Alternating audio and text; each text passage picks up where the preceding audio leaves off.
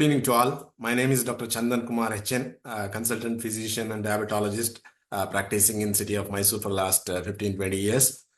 Today, for the next couple of minutes, I'll be highlighting certain important aspects about the two major non-communicable diseases which are rampant these days in the public.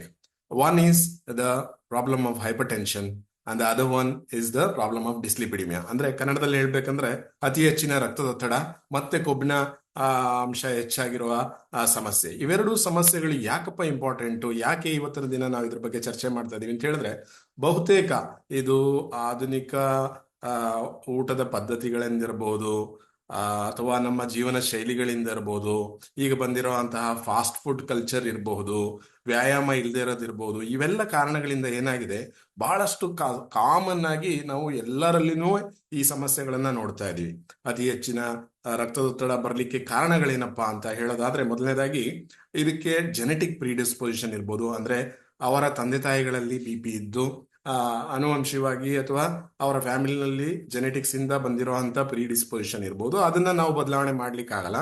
ಇನ್ನ ಬದಲಾವಣೆ ಮಾಡೋಕ್ಕಾಗಂತಹ risk ಫ್ಯಾಕ್ಟರ್ಗಳೇನೇನು ಅಂತ ಹೇಳಿದ್ರೆ, ವ್ಯಾಯಾಮ ಇಲ್ಲದೆ ಇರೋದು, ಸರಿಯಾದ ಆಹಾರ ಪದ್ಧತಿ ಇಲ್ಲದೆ ಇರುವಂತದ್ದು, ಅತಿ ಹೆಚ್ಚಿನ ಸ್ಟ್ರೆಸ್ ಅಂದ್ರೆ ಅದು ವರ್ಕ್ ಸ್ಟ್ರೆಸ್ ಆಗಿರ್ಬೋದು, ಇತರ ಸ್ಟ್ರೆಸ್ಗಳಾಗಿರ್ಬೋದು, ಮಾನಸಿಕ ಒತ್ತಡಗಳಿಂದನೂ ಕೂಡ ಈ ರಕ್ತದೊತ್ತಡ ಹೆಚ್ಚಾಗ್ತಾ ಹೋಗುತ್ತೆ. ಸೊ ಹೀಗಾಗಿ ನಾವು ಹೈಪರ್ ಟೆನ್ಷನ್ ಅಂತ ತಗೊಂಡಾಗ ಅದಕ್ಕೆ ಏನೇನ್ ರಿಸ್ಕ್ ಫ್ಯಾಕ್ಟರ್ಸ್ ಇದೆ ಅಂತ ನೋಡ್ತೀವಿ. ಒಂದನ್ನ ಮಾಡಿಫೈಯಬಲ್ ರಿಸ್ಕ್ ಫ್ಯಾಕ್ಟರ್ಸ್ ಅಂತ ಹೇಳ್ತೀವಿ, ಇನ್ ಕೆಲವೊಂದನ್ನ ನಾನ್ ಮಾಡಿಫೈಯಬಲ್ ರಿಸ್ಕ್ ಫ್ಯಾಕ್ಟರ್ಸ್ ಅಂತ ಹೇಳ್ತೀವಿ.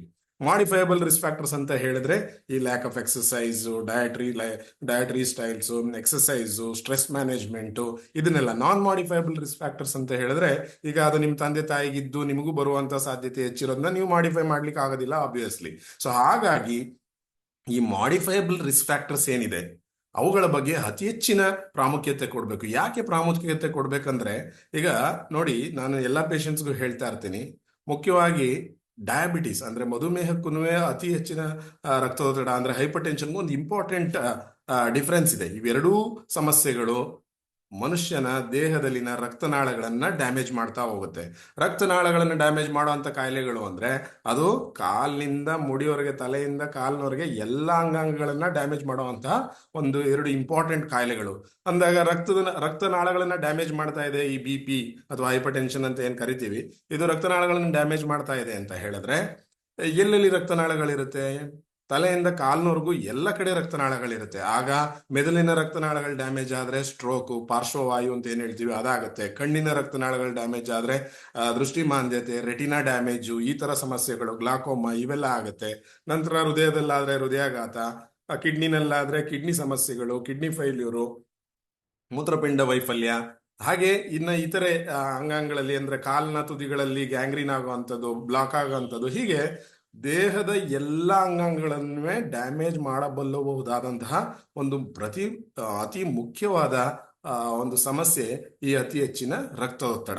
ಸೊ ಹಾಗಾಗಿ ಈ ಕಾಯಿಲೆ ಬಗ್ಗೆ ಎಲ್ಲರಿಗೂ ಅರಿವಿದ್ರೆ ಒಳ್ಳೇದು.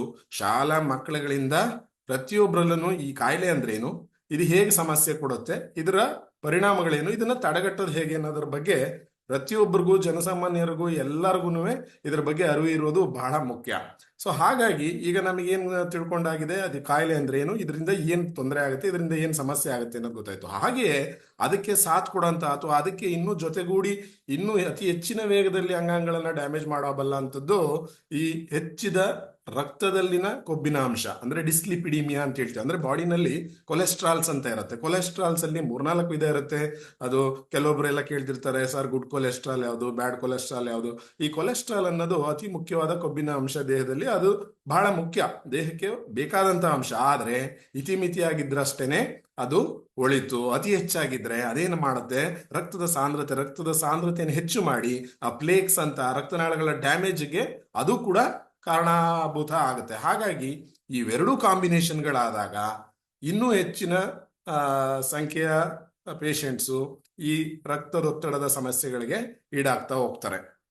ಸೊ ಹಾಗಾಗಿ ನಾವು ಬಹುತೇಕ ಪೇಷಂಟ್ಸ್ ಅಲ್ಲಿ ಈಗ ನಮ್ಮ ಪ್ರಾಕ್ಟೀಸ್ ಮತ್ತೆ ನಮ್ಮ ಎಕ್ಸ್ಪೀರಿಯನ್ಸ್ ನಲ್ಲೂ ಕೂಡ ಏನ್ ನೋಡ್ತಾ ಇರ್ತೀವಿ, ಬರೀ ಬಿ ಪಿ ಹೆಚ್ಚಿರುವಂತ ಪೇಷಂಟ್ಸ್ಗಳಿಗೂ ಅಥವಾ ಬರೀ ಡಿಸ್ಲಿಪಿಡಿಮಿಯಾ ಕೊಬ್ಬಿನಾಂಶ ಹೆಚ್ಚಿರೋ ಪೇಷಂಟ್ಗಳಿಗೂ ಇವೆರಡೂ ಜೊತೆನಲ್ಲೇ ಇದ್ದ ಪೇಷಂಟ್ಸ್ಗಳಿಗೂ ಬಹಳ ಆ, ವ್ಯತ್ಯಾಸ ಆಗುತ್ತೆ. ಅಂದ್ರೆ ಇವೆರಡೂ ಕಾಯಿಲೆಗಳು ಜೊತೆಯಲ್ಲೇ ಇದ್ದಂತಹ ಪೇಷಂಟ್ಸ್ಗಳಲ್ಲಿ ಅವರ ಕಾಂಪ್ಲಿಕೇಶನ್ ರೇಟ್ಸ್ ಜಾಸ್ತಿ ಆಬ್ವಿಯಸ್ಲಿ, ಯಾಕಂದ್ರೆ ಎರಡೂ ರಕ್ತನಾಳಗಳನ್ನ ಡ್ಯಾಮೇಜ್ ಮಾಡುವಂತ ಕಾಯಿಲೆಗಳಾದ್ರಿಂದ ಆ ಆ ಥರ ಪೇಷಂಟ್ಸ್ಗಳಲ್ಲಿ ಇದರ ಪ್ರಾಮುಖ್ಯತೆ, ನಾವು ಇದನ್ನ ಹೇಗೆ ತಡೆಗಟ್ಟೋದು ಅನ್ನೋದು, ಮತ್ತೆ ಅದನ್ನ ಹೇಗೆ ಕಂಡುಕೊಳ್ಳೋದು, ಮತ್ತೆ ಅದನ್ನ ಹೇಗೆ ನಿಭಾಯಿಸ್ಕೊಳ್ಳೋದು ಅಥವಾ ನಿವಾರಿಸ್ಕೊಳ್ಳೋದು, ಇವುಗಳ ಬಗ್ಗೆ ಹೆಚ್ಚಿನ ಗಮನ ಕೊಡಬೇಕಾಗತ್ತೆ. ಸೊ ಹಾಗಾಗಿ ಇದಕ್ಕೆ ಫಸ್ಟ್ ನೀವೇನ್ ಮಾಡ್ಬೋದು, ನೀವು ಸಿಂಪಲ್ ಆಗಿ ಎಲ್ಲ ಕಡೆ ಅವೈಲೇಬಲ್ ಇರುವಂತಹ ಒಂದು ಬಿ ಪಿ ಅಂದ್ರೆ ಡಿಜಿಟಲ್ ಬಿ ಪಿ ಆಪರೇಟರ್ಸ್ ಏನ್ ಬಂದಿದೆ ಈಗ ನೋಡಿ. ಈಗ ಮರ್ಕ್ಯುರಿ ಮ್ಯಾನೋಮೀಟರ್ ಅಂತ ಡಾಕ್ಟರ್ ಪಂಪ್ ಮಾಡಿ ಚೆಕ್ ಮಾಡ್ತಾ ಇದ್ದಿದ್ದು ಮರ್ಕ್ಯುರಿ ಮ್ಯಾನೋಮೀಟರ್ಗಳಿಗಿಂತ ಈಗ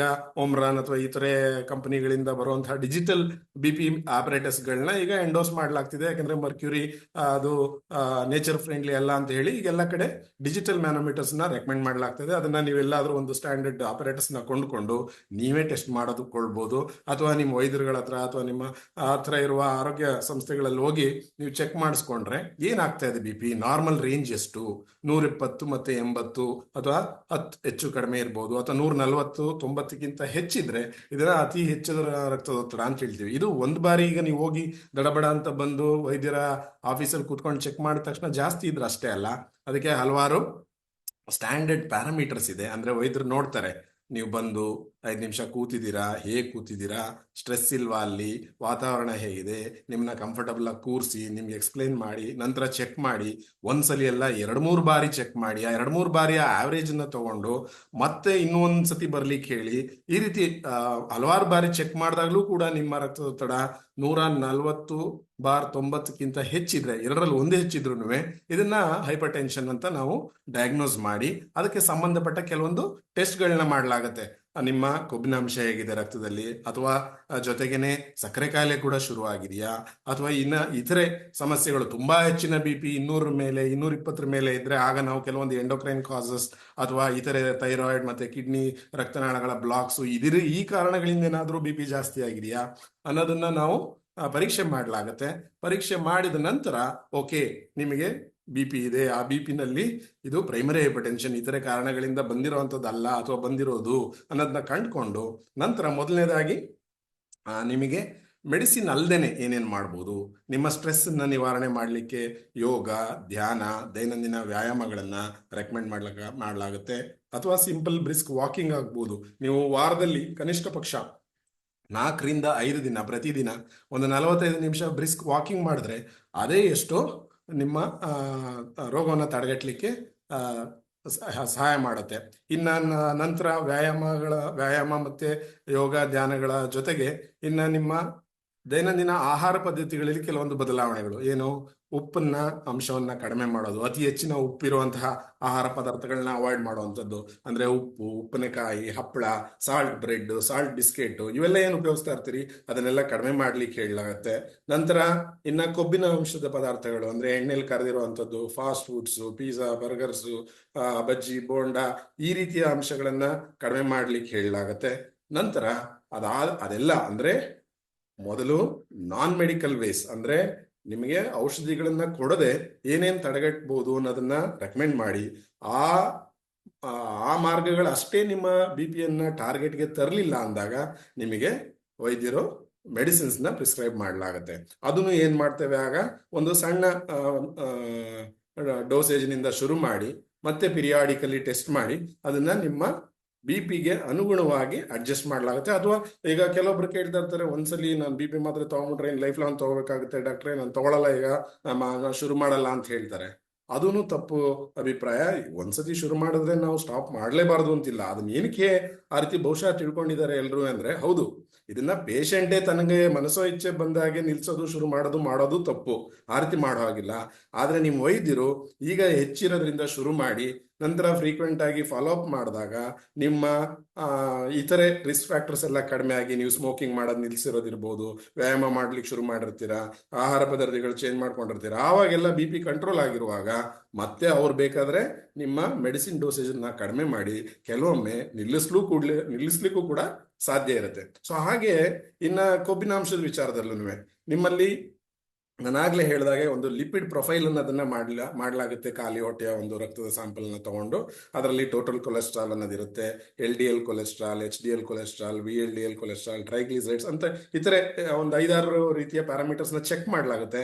ಅದರಲ್ಲಿ ಯಾವ್ದು ನಿಮ್ಗೆ ಅಪಾಯಕಾರಿಯಾಗಿದೆ, ಅದಕ್ಕೆ ಯಾವ ರೀತಿಯ ಸೂಕ್ಷ್ಮವಾದ ಮೆಡಿಸಿನ್ ನ ಕೊಡಬೇಕು, ನಿಮ್ಮ ನಾನ್ ಮೆಡಿಕಲ್ ಸ್ಟ್ರಾಟಜೀಸು ಅದನ್ನ ಟಾರ್ಗೆಟ್ ಅಚೀವ್ ಮಾಡಿಲ್ಲ ಅಂದಾಗ ಅದಕ್ಕೂ ಕೂಡ ಒಂದು ಸಣ್ಣದಾದ ಆಂಟಿ ಲಿಪಿಡ್ ಮೆಡಿಕೇಶನ್ ಅಥವಾ ಸ್ಟ್ಯಾಟಿನ್ಸ್ ಅಂತ ಇರ್ಬೋದು, ಅಥವಾ ಫಿನೋಫೈಬ್ರೇಟ್ ಅಂತ ಇರ್ಬೋದು, ಹೀಗೆ ಹಲವಾರು ಮೆಡಿಕೇಶನ್ನ ನಿಮ್ಮ ವೈದ್ಯರು ನಿಮಗೆ ಅನುಗುಣವಾಗಿ ಪ್ರಿಸ್ಕ್ರೈಬ್ ಮಾಡಲಾಗುತ್ತೆ. ಇದನ್ನ ನೀವು ಕಟ್ಟುನಿಟ್ಟಾಗಿ ಪಾಲಿಸಿದ್ರೆ ಅದರಿಂದ ಆಗ್ಬಹುದಾದಂಥ ಅನಾಹುತಗಳನ್ನ, ಅಂದ್ರೆ ಇದೆಲ್ಲ ಅನಾಹುತಗಳು ಮೇಜರ್ ಅನಾಹುತಗಳು, ಇದು ನಿಮ್ಗೇನೋ ಸಣ್ಣ ಪುಟ್ಟ ಅಲ್ಲ, ನಿಮ್ಮ ಜೀವನವನ್ನೇ ಅಲ್ಲೋಲ ಮಾಡುವಂತಹ ಒಂದು ಸ್ಟ್ರೋಕ್ ನಿಂದ, ಒಂದು ಹಾರ್ಟ್ ಅಟ್ಯಾಕ್ ನಿಂದ, ಒಂದು ಕಿಡ್ನಿ ಫೇಲ್ಯೂರ್ ನಿಂದ ಕಾಪಾಡಲಿಕ್ಕೆ ಸಾಧ್ಯ. ಆದ್ರಿಂದ ಎಲ್ಲರೂ ಅಟ್ಲೀಸ್ಟ್ ಒಂದು 3 ತಿಂಗಳು 6 ತಿಂಗಳಿಗೊಮ್ಮೆ ಆದ್ರೂ ತಮ್ಮ BP ಯನ್ನು ಚೆಕ್ ಮಾಡ್ಕೊಳ್ಬೇಕು.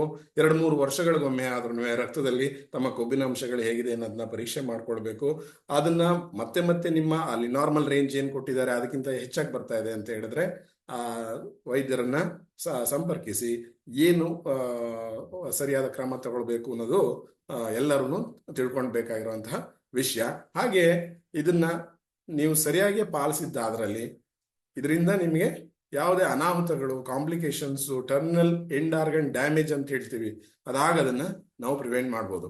ನಾನು ಆಗ್ಲೇ ಹೇಳಿದಾಗೆ ಕಡೆಯದಾಗಿ ಒಂದು ಇಂಪಾರ್ಟೆಂಟ್ ವಿಚಾರ ಹೇಳ್ಬೇಕಾಗಿರೋದು ಏನಂತ ಹೇಳಿದ್ರೆ, ನೋಡಿ, ಒಂದು ಪೇಷಂಟ್ ಶುಗರ್ ಇಂದ ಬರ್ತಾರೆ, ಅವ್ರಿಗೆ 200-300 ಎಷ್ಟೋ ಹೆಚ್ಚಾಗೋಗಿರುತ್ತೆ. ಆ ಪೇಷಂಟಿಗೆ ಈಗ ಡಯಾಬಿಟಿಸ್ ಶುರುವಾಗಿದೆ ಈ ವರ್ಷ ಅಂತ ಹೇಳಿದ್ರೆ ಅವ್ರ ಕಣ್ಣು ಅಥವಾ ದೃಷ್ಟಿ ಅಥವಾ ರಕ್ತನಾಳಗಳು ಡ್ಯಾಮೇಜ್ ಆಗ್ಬೇಕಂದ್ರೆ ನಾವು ನೋಡಿರೋ ಪ್ರಕಾರ ಹಲವಾರು ವರ್ಷಗಳು ಹಿಡಿಯುತ್ತೆ. ಅಂದ್ರೆ ನಾಳೆನೇ ಡ್ಯಾಮೇಜ್ ಆಗ್ಬಿಡೋ ಅಂತ ಸಾಧ್ಯತೆ ಬಹಳ ಕಡಿಮೆ. ಈಗ ಒಂದು ಪೇಷಂಟ್ಗೆ ಶುಗರ್ ಇದೆ ಅಂತ ಹೇಳಿದ್ರೆ ಅವ್ರಿಗೆ ಹಲವಾರು ವರ್ಷ ಅದು ಸಣ್ಣದಾಗಿ ಡ್ಯಾಮೇಜ್ ಮಾಡ್ಕೊಂಡು ಬಂದು ನಂತರ ಕ್ರಿಯಾಟಿನಿನ್ ಜಾಸ್ತಿ ಆಗಿ ಅಥವಾ ಕಿಡ್ನಿ ಫಂಕ್ಷನ್ಸ್ ಡ್ಯಾಮೇಜ್ ಆಗಿ ಈ ತರ ಸ್ಲೋ ಸ್ಟಡಿಯಾಗಿ ತೊಂದರೆಗಳಾಗ್ತಾ ಇರುತ್ತೆ. ಆದ್ರೆ BP ವಿಚಾರದಲ್ಲಿ ಹಾಗಲ್ಲ. BP ಏನಾದ್ರೂ ಶೂಟಪ್ ಅಂದ್ರೆ ಸಡನ್ ಆಗಿ ಹೆಚ್ಚಾಗಿದ್ದು ಕಾರಣಾಂತರಗಳಿಂದ ಏನಾದ್ರೂ ಇವತ್ತು 150 BP ನಾಳೆ 220 ಆಗಿದೆ ಅಂದ್ರೆ ನಾಳೆನೇ ಪೇಷಂಟ್ಗೆ ಹಾರ್ಟ್ ಅಟ್ಯಾಕು, ಸ್ಟ್ರೋಕು, ರೆಟಿನಲ್ ಹೆಮರೇಜು, ಒಂದು ಮೇಜರ್ ಕಾಂಪ್ಲಿಕೇಶನ್ಸ್ ಆಗೋ ಸಾಧ್ಯತೆ ಇರುತ್ತೆ. ಸೊ ಹಾಗಾಗಿ ಡಯಾಬಿಟೀಸ್ ನಲ್ಲಿ ನಾವು ಕಾಂಪ್ಲಿಕೇಶನ್ಸ್ ನ ಸ್ವಲ್ಪ ಪ್ರಿಡಿಕ್ಟ್ ಮಾಡ್ಬೋದು, ಸ್ವಲ್ಪ ಸಮಯ ಇರುತ್ತೆ ನಾವು ಅಟೆಂಡ್ ಮಾಡ್ಲಿಕ್ಕೆ, ಬಟ್ ಹೆಚ್ಚಿನ ರಕ್ತದೊತ್ತಡದಲ್ಲಿ ಆ ಸಮಯ ಇರೋದಿಲ್ಲ.